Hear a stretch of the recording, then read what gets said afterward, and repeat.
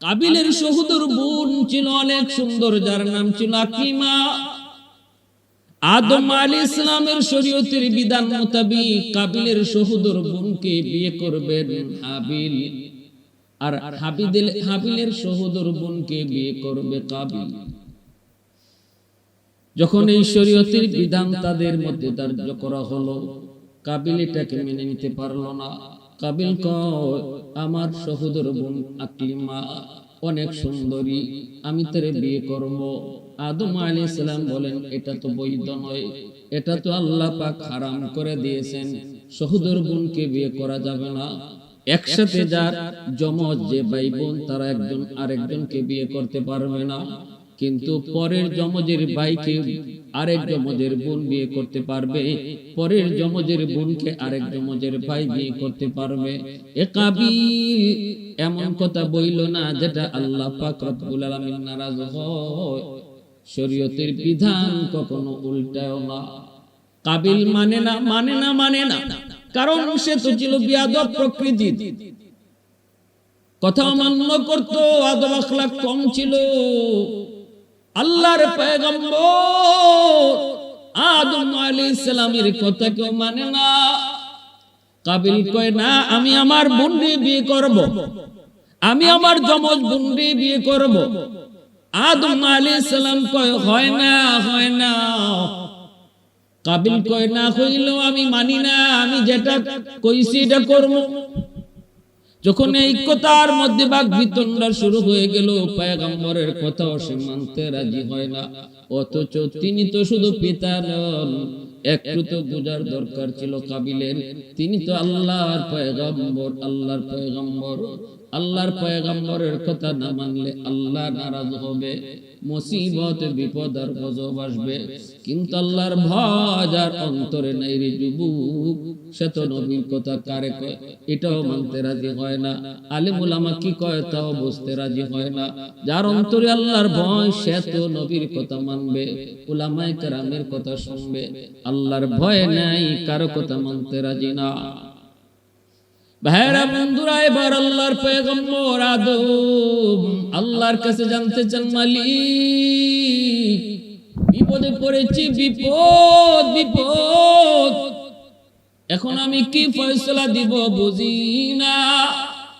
আল্লাহ পাক কয়, আদম দুজনকে আমার রাস্তায় কুরবানি করতে বলো, যার কুরবানি আমি আল্লাহর দরবারে কবুল হবে তার মতামতই গ্রহণ করা হবে।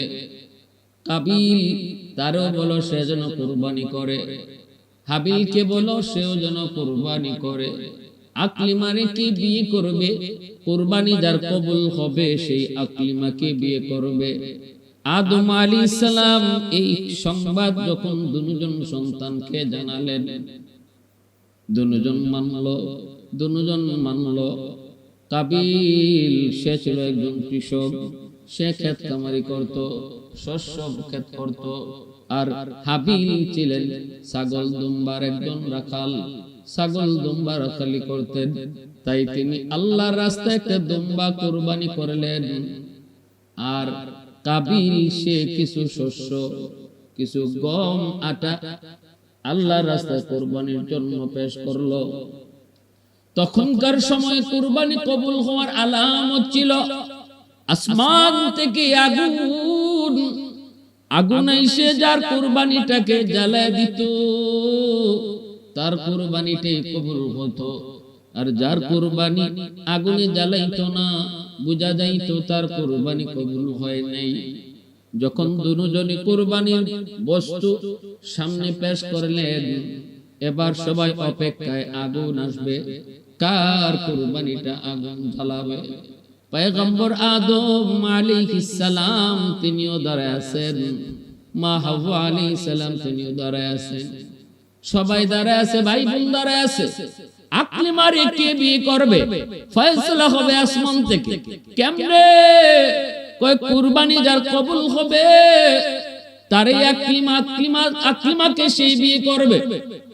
আগুন আসলো, আইসেই হাবিলের সেই দুম্বা পশুটাকে আগুন জ্বালায় দিল। কিন্তু কাবিলের কুরবানির রাখা বস্তুকে আগুন স্পর্শ করলো না।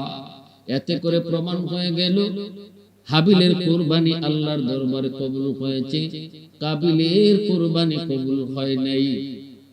আকলিমারে বিয়ে করবেন হাবিল, কাবিল নয়। ফয়সালা আর নবীর কাছে না, ফয়সালা আসমান থেকে হয়ে গেছে। এত সুন্দর ফয়সালা হওয়ার পরও কাবিল মানে না।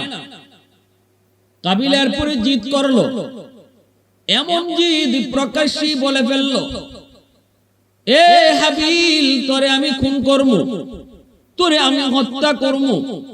প্রকাশ্যে সে ডিক্লেয়ার দিয়ে দিল, খুন করার কথা বলল।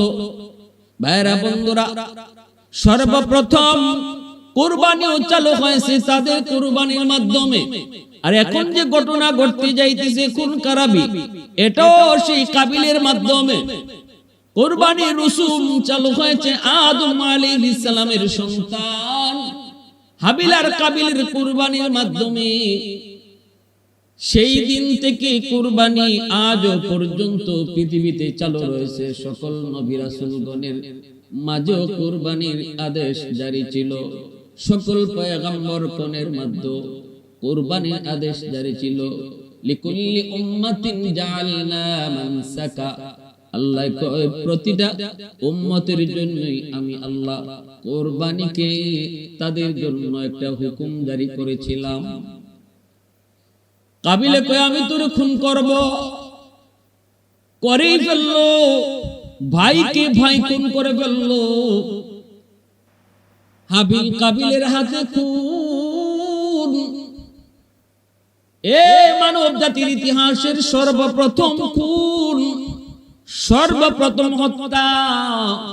ভাইয়ের হাতে ভাই হত্যা, ভাইয়ের হাতে ভাই খুন। মনে রাখবা, যে জিনিস যে প্রথম চালু করে সেটা যদি ভালো হয়, এই ভালো জিনিস যতদিন পর্যন্ত জমিনে চলবে, শুরু করেছিল চালু করেছিল যে তার আমলনামায় প্রত্যেকটা ভালো কাজের সওয়াবের অংশ সে পাবে। ঠিক তেমনি ভাবে মন্দ কাজের শুরু যে করবে, খারাপ কাজের শুরু আর প্রচলন যে শুরু করবে, যতদিন পর্যন্ত এই খারাপ কাজটা দুনিয়ায় চালু থাকবে, যারাই করবে তারা যেমন গুনাহগার হবে, গুনার একটা অংশ সর্বপ্রথম যে চালু করেছিল তার আমলনামার অ্যাকাউন্টে গিয়ে জমা হবে। এজন্যই পৃথিবী শেষ পর্যন্ত দুনিয়ার জমিনে যত খুন হবে যুবক, প্রতিটা খুনের একটা পাপের অংশ কাবিলের আমলনামায় জমা হবে। ভাইরা বন্ধুরা, এজন্য বলছিলাম কাবিল হাবিলকে খুন করে ফেললেন শুধুমাত্র সুন্দরী বোনকে বিয়ে করার জন্য। মনে রাখবা, আর আল্লাহ পাক এটাও বুঝায় গেল পৃথিবীতে যত খুন খারাপি ঘটবে, অধিকাংশ খুন খারাপির পিছনে ঠিক থাকবে মেয়ে সংক্রান্ত বিষয়, মেয়ে সংক্রান্ত বিষয়। অধিকাংশ খুন খারাপির পিছনে থাকবে। তৃতীয় বিশ্বযুদ্ধ যে লাগছিল, হিটলার যে লক্ষ লক্ষ মানুষকে হত্যা করেছিল, এই হত্যার মিশনে যে নাম ছিল হিটলার, দ্বিতীয় বিশ্বযুদ্ধের ইতিহাস ঘাটলেও দেখা যায় হিটলারের এই খুন খারাপির মিশনের পিছনেও একটা নারীর হাত ছিল। ইতিহাস যারা পড়েন, যারা পড়ছেন তারা জানেন, যারা পড়েন নাই পড়ে দেখবেন, একটা নারীর হাত ছিল। যত বড় বড় অঘটন পৃথিবীতে ঘটছে, এর পিছনে কোন না কোন নারীর হাত ছিল। আকলিমার জন্যই প্রথম খুন খারাপি শুরু হলো। আকলিমাকে কে বিয়ে করবে, এই নিয়ে কাবিল জিদ বাঁধলো, ভাইকে খুন করে ফেললো। কিন্তু লাশ কেমন কি করবে, কেমনে কি করবে কিছুই বুঝে না।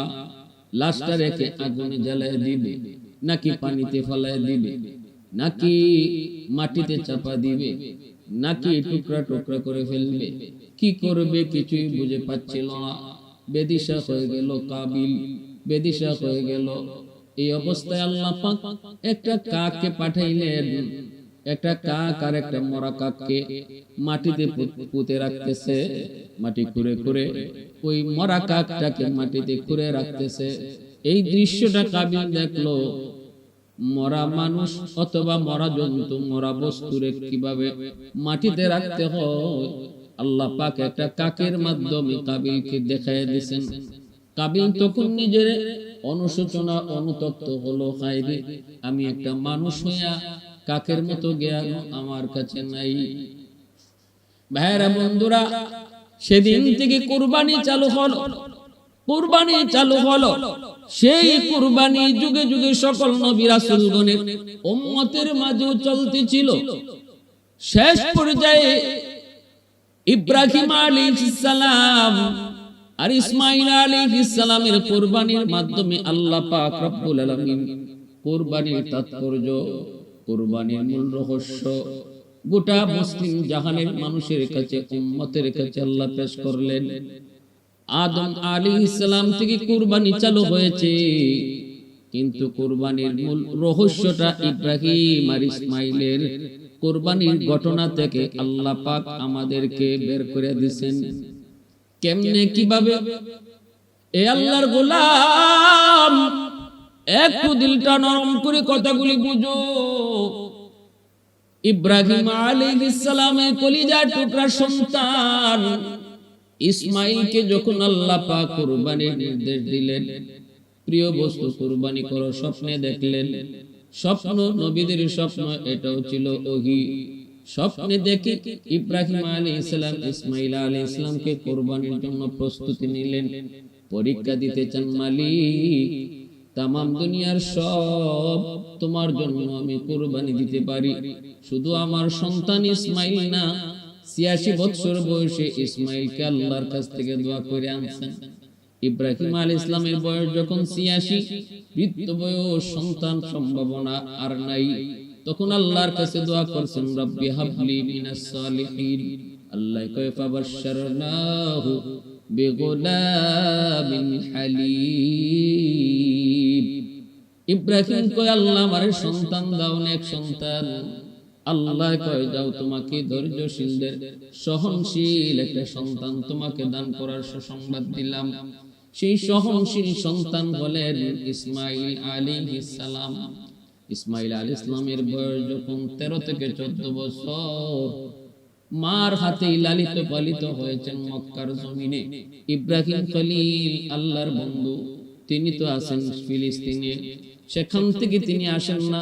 প্রথম বিবি সারার সাথেই সেখানে আছেন, দ্বিতীয় বিবি হাজেরা সহ ইসমাঈল, শিশু ইসমাঈলকে বনবাস দিয়ে রাখছেন মক্কায়।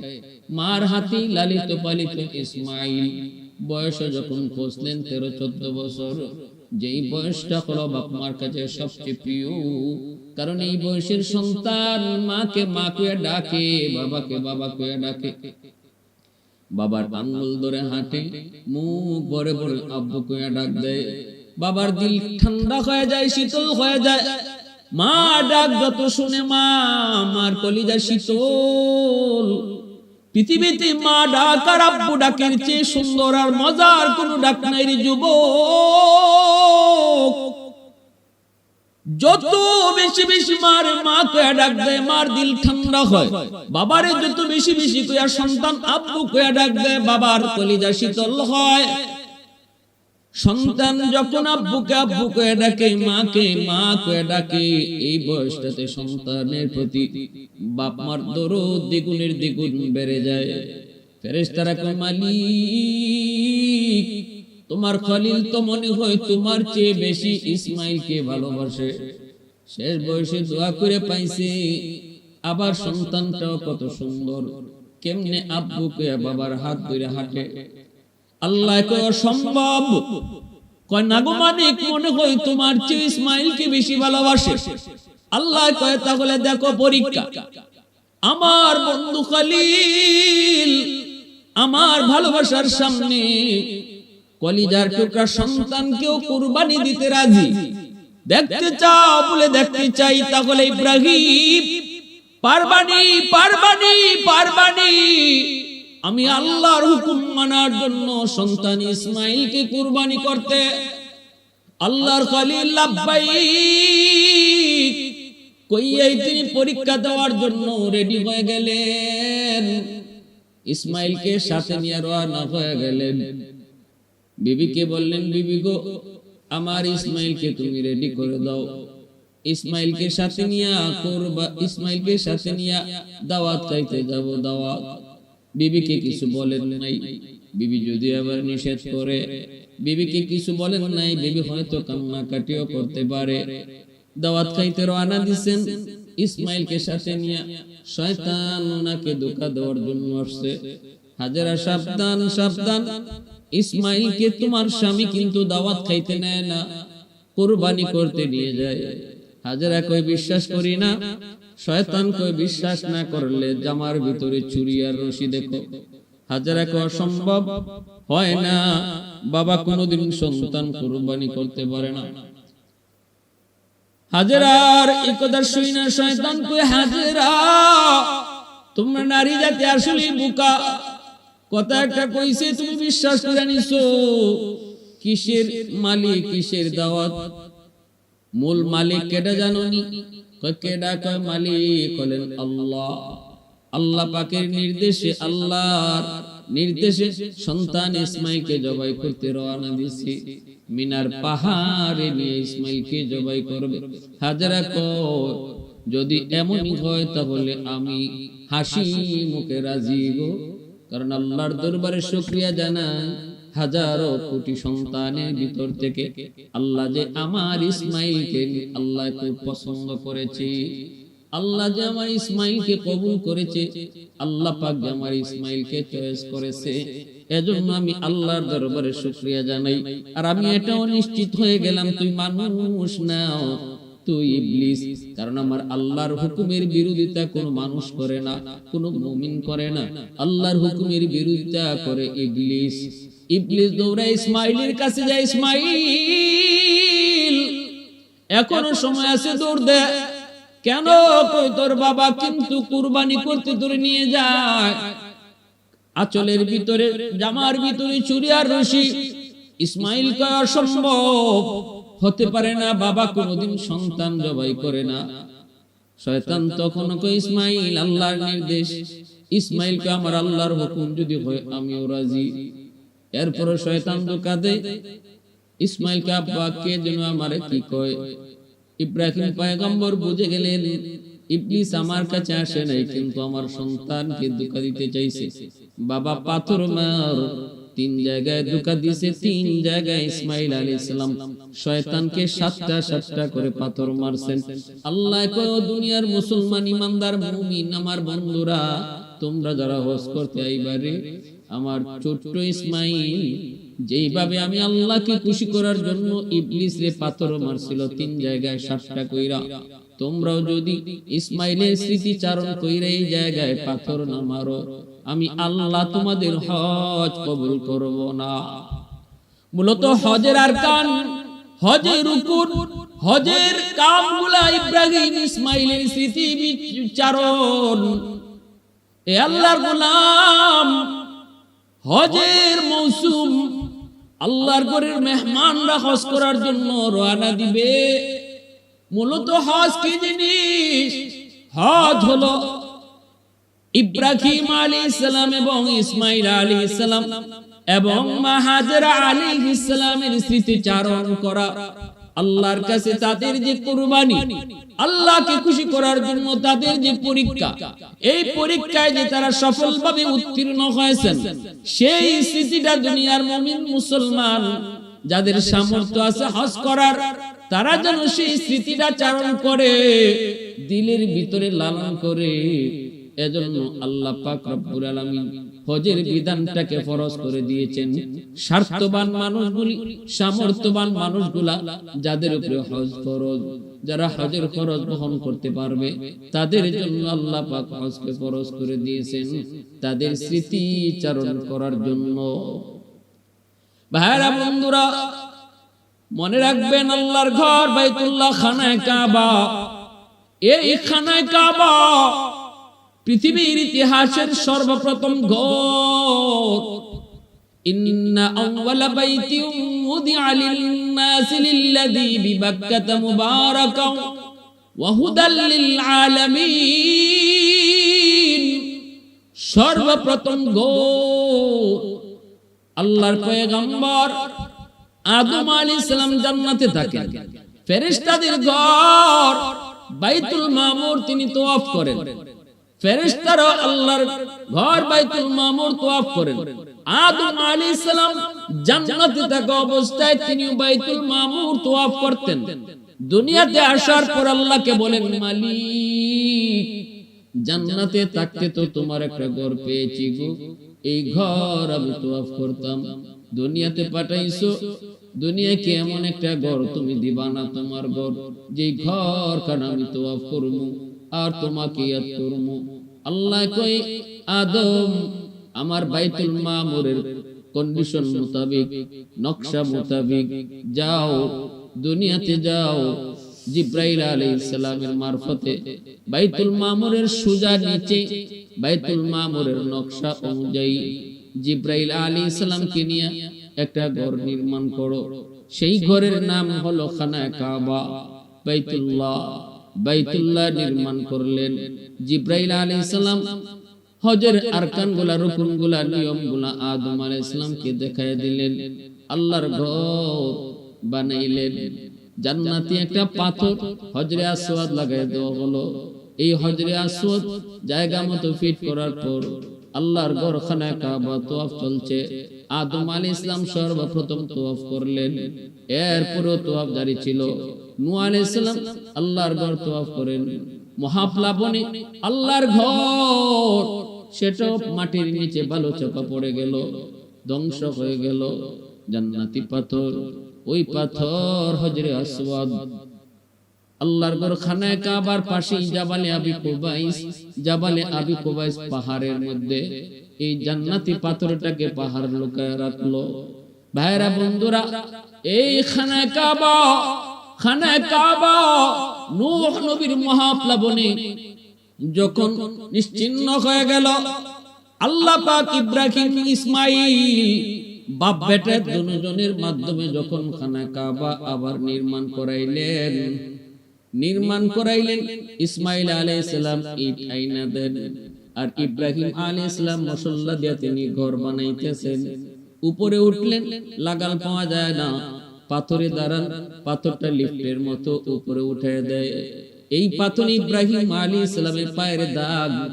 এখনো যারা হজ করতে যায় রে যুবক, ওই পাথরের দাগ তারা দেখতে পায়, যেটাকে মাকামে ইব্রাহিম বলা হয়। এইভাবে আল্লাহর ঘর বানান। জান্নাতি পাথর হজরে আসওয়াদ কোথায়? সাথে সাথে জাবালে আবি কুবাইস আল্লাহর হুকুমে পাহাড়ের জবান খুলে গেল। জাবালে আবি কুবাইস ডাক দিয়া কয়, আল্লাহর খলিল আমার কাছে আসেন, ওই জান্নাতি পাথর আমি লুকায় রাখছি। সেই জান্নাতি পাথরটা জাবালে আবি কুবাইস থেকে ইব্রাহিম খলিল আইনা আবার ওই জায়গার মধ্যে লাগাই দিলেন, যেই জায়গাতে হজরে আসওয়াদ এখন স্থাপিত আছে। দুধের মতো সাদা ছিল পাথর, মানুষের গুনাহ টানতে টানতে কালো হয়ে গেছে। ভাইরা বন্ধুরা, এই খানায়ে কাবা আল্লাহ পাকের ঘর, পৃথিবীর সর্বপ্রথম ঘর। বাইতুল মামুরের সোজা নিচে পৃথিবীর মধ্যখানে আল্লাহ পাক তার ঘর নির্মাণ করলেন। 120টা রহমত নাজিল হয় দিনে, 60টা রহমতের ভাগীদার হয় যারা তওয়াফ করে, আর 40টা রহমতের ভাগীদার হয় যারা নামাজ পড়ে। আল্লাহর ঘরকে সামনে রেখে যারা নামাজ পড়ে তারা 40টা রহমতের ভাগীদার হয়, আর বাকি 20টা রহমতের ভাগীদার হয় যারা আল্লাহর ঘর খানায়ে কাবা শুধু চায় চায় দেখে। এজন্য আল্লাহর গোলাম যারা হজ করতে যাইতেছে, আল্লাহর পাগল, হজ তো মূলত একটা পাগলামি, আল্লাহর আশিকের নিদর্শন। ইব্রাহিম ইসমাইল যেমন আল্লাহকে পাওয়ার জন্য দেওয়ানা হয়ে গেছিলেন, ইব্রাহিম যেমন আল্লাহকে খুশি করার জন্য সন্তান জবাই করার মতো পাগলামি করেছেন। এজন্যই হজটা মূলত এটা আল্লাহ প্রেমিকদের একটা প্রেম খেলা, আল্লাহ প্রেমিকদের একটা প্রেম খেলা। ইব্রাহিম আলাইহিস সালামের মাধ্যমে আল্লাহ পাক রব্বুল আলামিন তার ঘর খানায়ে কাবা তিনি নির্মাণ করলেন। যারা যাবেন আল্লাহর ঘরে জিকির আজকার করেন ভালো কথা, নামাজ পড়েন, নামাজ পড়ার পর যদি ক্লান্ত হয়ে যান, খানায় কাবা দেখে দেখে শুধু বসা থাকবেন। এমন একটা জায়গায় দাঁড়ায় থাকো, এমন একটা জায়গায় বসা থাকো যেখান থেকে আল্লাহর ঘর খানায় কাবাকে দেখা যায়। 20টা রহমত তারাই পায় যারা আল্লাহর ঘরকে নিজের চোখে দেখে, নয়ন জুড়ে জুড়ে দেখে। ভাইরা বন্ধুরা, এজন্য বলতেছিলাম হজ আল্লাহ পাক রব্বুল আলামিন ইব্রাহিম ইসমাইলের স্মৃতিচারণ। ওই যে ইব্রাহিম আলাইহিস সালাম সন্তান ইসমাইলকে নিয়ে কুরবানি করতে রওনা দিলেন। কুরবানি শব্দের অর্থ, কুরবান শেখের অর্থ হলো আল্লাহ পাকের নৈকট্য হাসিল করা। কুরবানির মাধ্যমে আল্লাহর বান্দা আল্লাহর নৈকট্য প্রাপ্ত হয়। কেমনে হয়? মূলত কুরবানি কারে কয় একটু বুঝো। কুরবানি পশু জবাই করার নাম না। কুরবানি হলো মনের ভিতরে যে পশু আছে, এই মনের পশুটাকে কুরবানি করার নাম হলো কুরবানি। যেমনটা করেছেন ইব্রাহিম আলাইহিস সালাম সন্তান ইসমাইলকে নিয়ে মিনার মাটি পাহাড়ের উপরে ওইটা তিনি বলতেছেন, বাবা ক্বালা ইয়া বুনাইয়া ইন্নী আরা ফিল মানাম আন্নী আযবাহুকা ফানজুর মাযা তারা ক্বাল মা তু'মার সাতাজিদুনি ইনশাআল্লাহু মিনাস সাবিরিন। আল্লাহ পাক রব্বুল আলামিন কয়, বাবা ইসমাইল, স্বপ্নে দেখেছি আমি তোমাকে কুরবানি করি। বাবা তোমার মত কি একটু কও। কেমন সহনশীল ছেলে আল্লাহ যে সুসংবাদ দিয়েছিল, ইব্রাহিম তোমাকে একটা সুসংবাদ দিতেছি, সহনশীল একটা নেক সন্তানের। কেমন ছেলে ইসমাইল আলাইহিস সালাম 13-14 বছরের সন্তান। ডাক দেখো, বাবা গো, ও বাবা আপনি যা আদিষ্ট হয়েছেন দেরি করবেন না, আপনি আমাকে ধৈর্যশীলদের অন্তর্ভুক্ত পাবেন।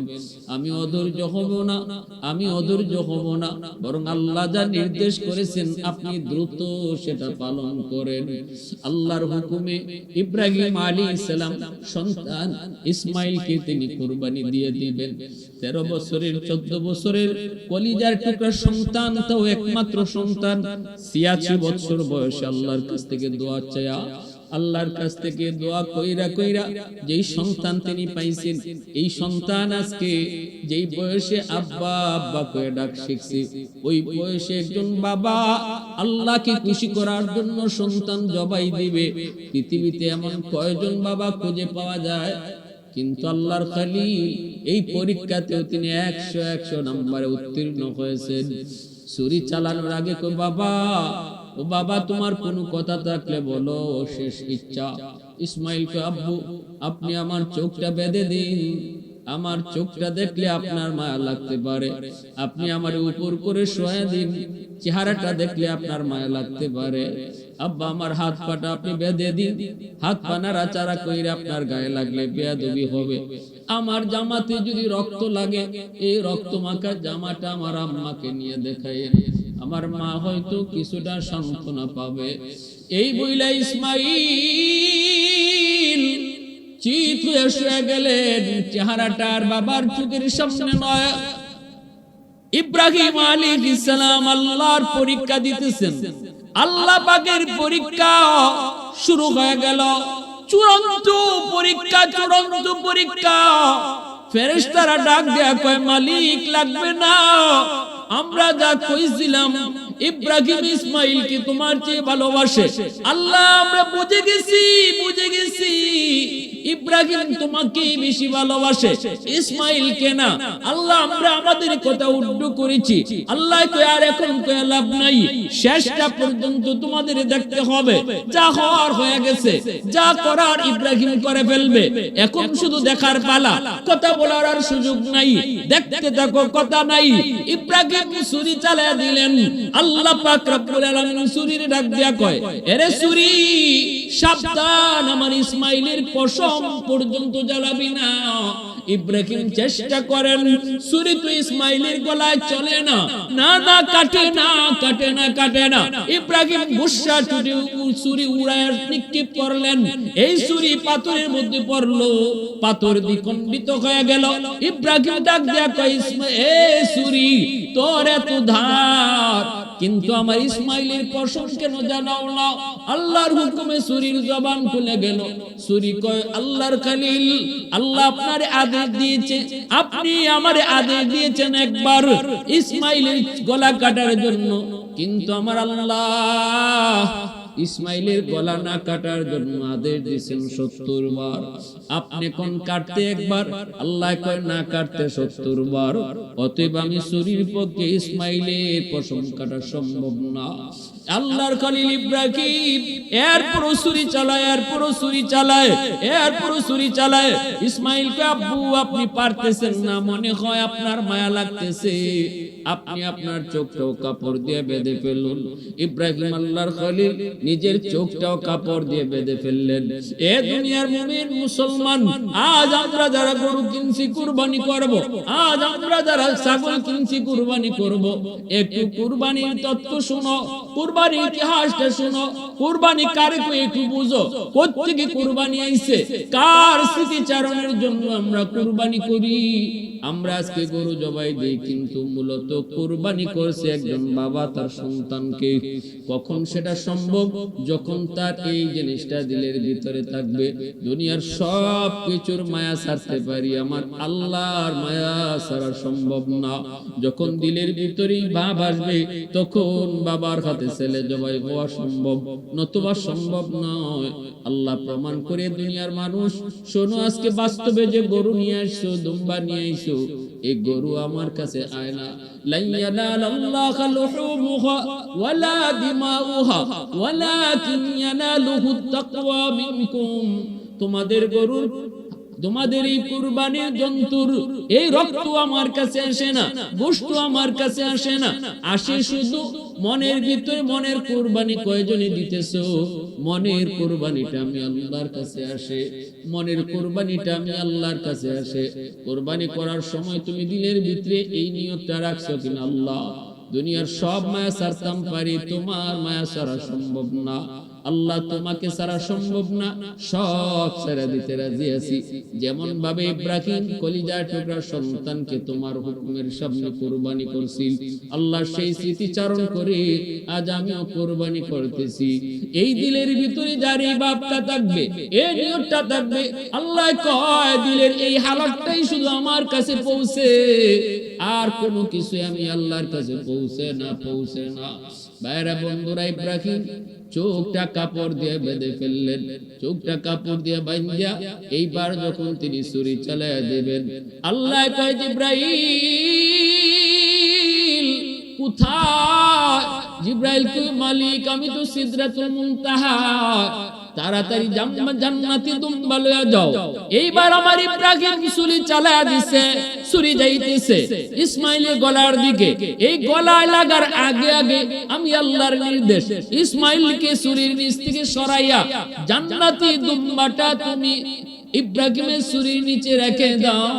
জিব্রাইল আলাইহিস সালাম কয়, 24,000 বার দুনিয়াতে এসেছি, কিন্তু আমি ওই সময়ে কত দ্রুত আইছি, কেমনে আইছি জান্নাতুল দুম্বা লইয়া আমি জানি না, কেমনে আইছি জানি না, কেমনে আইছি জানি না। ইব্রাহিমের ছুরিও চলে, আমি জিব্রাইলও চলি। ইব্রাহিমের ছুরিও নিচে যায়, আমি জিব্রাইলও নিচের দিকে যাই। আমার 500 ডানা একসাথে ব্যবহার কইরা ইসমাইলের ছুরি, ইসমাইলের গলায় ছুরি লাগার আগে আগে আমি জিব্রাইল ইসমাইলের সরাইয়া জান্নাতি দুম্বাটা নিচে শোয়া দিছি। ইব্রাহিম চোখ বাঁধা, তিনি ছুরি চালায়া দিয়েছেন, গজগজ করে আওয়াজ হয়, আল্লাহু আকবার কইয়া চিৎকার করে উঠলেন। ইব্রাহিম আলাইহিস সালামের কলিজায় তো ইয়াকিন আমার সন্তান ইসমাইল জবাই হয়ে গেছে, আল্লাহ কবুল করে ফেলছে। জবাই হয়ে গেছে, রক্ত পড়ার আওয়াজও শোনা যায়, গজ গজ আওয়াজও শোনা যায়। ভাইরা বন্ধুরা, চোখটা খুললেন, শুকরিয়া আদায় করবেন। ছায়া দেখেন ইসমাইল পাশে দাঁড়ায় আছে, জিব্রাইলের হাত ধইরা, আর ছুরির নিচে জবাই হয়ে গেছে জান্নাতি দুম্বা। এই দৃশ্য দেখার পরে আল্লাহর খলিল আবার ইসমাইলকে টান দেয়, এ বাবা ইসমাইল আয়, কের থেকে কি হয়ে গেল বাবা আয়। সাথে সাথে আল্লাহ পাক কই, বন্ধুরে জানাও, ও জিব্রাইল আমার খলিল কি জানাও, কি জানাও, কাদ সাদ্দাকতার রুইয়া ইন্না কাযালিকা নাজিল মুহসিনিন। আমার ইব্রাহিমকে জানাও, তার স্বপ্নে দেখা সেই পরীক্ষায় সে সফলভাবে উত্তীর্ণ হয়েছে। আমি আল্লাহ পরীক্ষা চাইছিলাম, ইব্রাহিম পরীক্ষা দিয়েছে, সফলভাবে পাশ করেছে, উত্তীর্ণ হয়েছে। আল্লাহ পাক রব্বুল আলামিন এইভাবেই ইসমাইল আলাইহিস সালামের কুরবানিকে আল্লাহ পাক কবুল করেছেন, যার কারণে ইসমাইল আলাইহিস সালামের উপাধি হলো যাবিহুল্লাহ, যাবিহুল্লাহ। আমার আপনার নবী ইসমাইলের বংশ থেকে এসেছেন, এজন্য রাসূলের উপাধিও ছিল ইবনু যাবিহাইন। দুইজন আল্লাহ রাস্তায় কুরবানি করাওয়ালা মানুষের পুত্র, একজন হলেন ইসমাইল, আরেকজন হলেন নবীর পিতা আব্দুল্লাহ। তিনিও আল্লাহর রাস্তায় কুরবানি হয়ে গেছিলেন। এই দুইজন কুরবানি হওয়া মানুষের সন্তান হলেন আমার আপনার নবী, এজন্য নবীর উপাধি হলো ইবনু যাবিহাইন। সেই দিন থেকে কুরবানি চালু হয়েছে আদম আলাইহিস সালাম থেকে, আর কুরবানির মূল রহস্য উদ্ঘাটন হয়েছে ইব্রাহিম আর ইসমাইলের কুরবানির ঘটনা থেকে। আমরা সেই স্মৃতি চারণ করি, সেই স্মৃতিটাই চারণ করি, সেই স্মৃতিটাই চারণ করি। হজে যাওয়ার সময় হজে যারা আছে তারাও ইব্রাহিম, ইসমাইল আর বিবি হাজারা আলাইহিস সালামের সেই স্মৃতি চারণ করে হজের মাঠে, হজের রুকুনার কানে। আর আমরা যারা কুরবানি দেই, এই কুরবানি তো আমরা ইব্রাহিম ইসমাইলের স্মৃতি চারণ করি। কেমন মকবুল হইছেন সোয়া লক্ষ পয়গম্বরের ভিতরে ইব্রাহিম আর ইসমাইল, এই দুই বাপ বেটা, তারাও নবী, কিন্তু আল্লাহর কাছে কেমন মকবুল নবী যে তাদের প্রতিটা কাজ আল্লাহ পাক কিয়ামত পর্যন্ত গোটা উম্মাহর জন্য আল্লাহ স্মৃতি